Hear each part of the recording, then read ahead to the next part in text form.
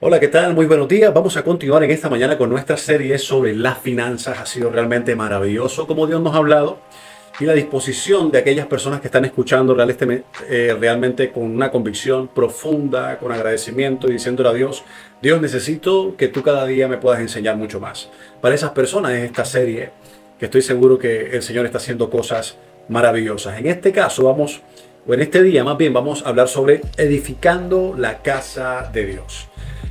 Éxodo capítulo 36, verso 6 dice, entonces Moisés dio una orden y se envió el siguiente mensaje por todo el campamento. Hombres y mujeres, no preparen más ofrenda para el santuario, ya tenemos suficiente. Por lo tanto, la gente dejó de llevar sus ofrendas sagradas. Sus contribuciones fueron más que suficientes para completar todo el proyecto. Me llama la atención que en esta parte de la historia, contextualizándolo un poco, estaban edificando el santuario. Y Moisés en primera instancia había pedido al pueblo que pudieran ofrecer, que pudieran dar, que pudieran entregar para precisamente la construcción del santuario. La gente se comprometió de una manera impresionante, empezaron a sembrar, empezaron a dar de lo que tenían para la construcción del santuario y llegó un momento en que había más que suficiente, según dice la palabra. Había tanto que Moisés convocó una reunión y por medio de una orden le dijo al pueblo, señores, hay mucho más que suficiente, por favor ya dejen de dar. Mira la magnitud de lo que estaba ocurriendo en ese momento y en esa construcción en particular, en ese proyecto en particular. ¿Por qué? Porque la casa de Dios es importante. Y lo primero que vamos a ver hoy tiene que ver con precisamente entender, sí, de que Dios habita en nuestros corazones. En ese momento en particular de la historia, Dios habitaba en un lugar en específico. Pero ahora Dios habita en nuestros corazones, sí, pero nosotros tenemos un lugar físico en el cual nos reunimos, adoramos, que también es bíblico. La palabra dice, no se dejen de congregar como suelen hacerlo algunos. Y esto tiene que ver con un lugar en específico, entendiendo que el Espíritu Santo sí está en nosotros, pero hay un lugar donde nosotros nos acercamos como hermanos y adoramos. Y ese lugar es importante para Dios también. Dice la palabra que hay alimento en mi casa, es decir, que haya sustento, provisión en mi casa. Y ella habla particularmente de un lugar.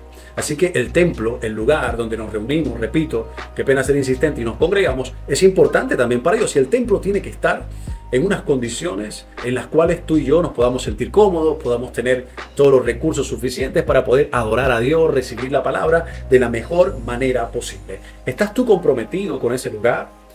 ¿Te interesa que el lugar esté perfectamente bien? ¿Te interesa de que podamos tener todos los recursos para poder adorar al Señor y recibir las palabras? Mira, nosotros como iglesia queremos lo mejor para la iglesia. Y esto tiene que ver, hablando de iglesia, el lugar, los mejores instrumentos, las mejores herramientas para poder transmitir el mensaje del Señor, para poder multiplicar el mensaje del Señor, para preparar personas y enviarlas, para ser discípulos. ¿Por qué? Porque es bíblico. Y tú y yo tenemos que comprometernos con este lugar, tenemos que saber cuáles son las necesidades que tiene este lugar, tenemos que saber cuáles son las necesidades que tienen las personas que van a este lugar.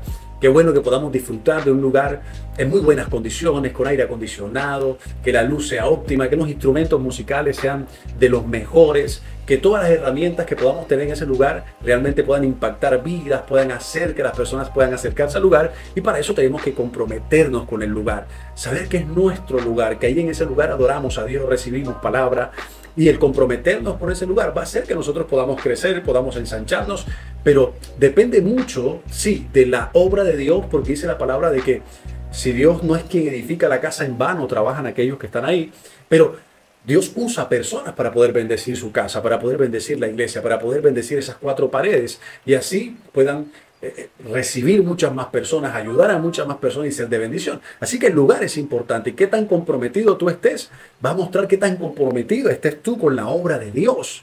Y si estás comprometido con la obra de Dios, créeme, va a haber muchas personas que se van a comprometer también y vamos a crecer muchísimo. Así que siembra en la obra de Dios.